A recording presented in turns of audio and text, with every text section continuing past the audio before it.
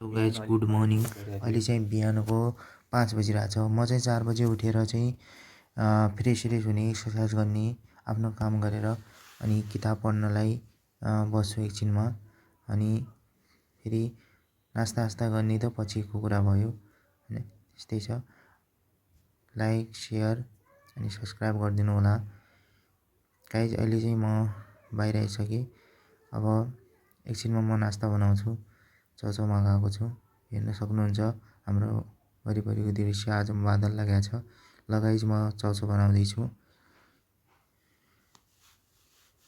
हेर्न सक्नुहुन्छ बन्दैछ चौचौ बन्दैछ। तबसम्म चाहिँ बाहिरको दृश्य हेरौँ। आज बादल लागेको छ। अलि मौसम त्यति सफा छैन आज।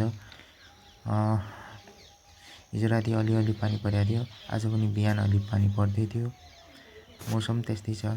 अनि तपाईँहरूकोतिर कस्तो छ कमेन्ट गर्नुहोला। हेर्न सक्नुहुन्छ सूर्य उदय भएको छ, तर बादलले छेकिरहेछ। कस्तो छ। लगाइ चौचौ बनिसक्यो। अब सबको लागि मैले हेर्न कचौरामा हालिसकेँ। मैले आज मासु पनि मगाएको थिएँ गाइज। ल, यो मासुको लागि प्याज टमाटर। अब मासु बनाउँदैछु म। 2 किलो जति चिकन मगाएको थिएँ, त्यहीलाई बनाउँदैछु। आज धेरै दिन भयो होइन मासु नखाएको। त्यही भएर आज खाउँ भनेको 2 किलो जति मगाएँ। हेर्न सक्नुहुन्छ।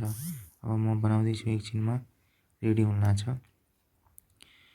अनि मेरो भिडियोज कस्तो लाग्छ कृपया आफ्नो प्रतिक्रिया दिनुहोला, साथ सपोर्ट गर्नुहोला। म डेली अपडेट गरिराख्नेछु, नयाँ भ्लग बनाइराख्नेछु। ल, मासु पाक्दैछ। अनि के भनौँ, अरू सबै ठिक छ। Thanks for watching. ल, रेडी भइसक्यो मासु। Thanks for watching again.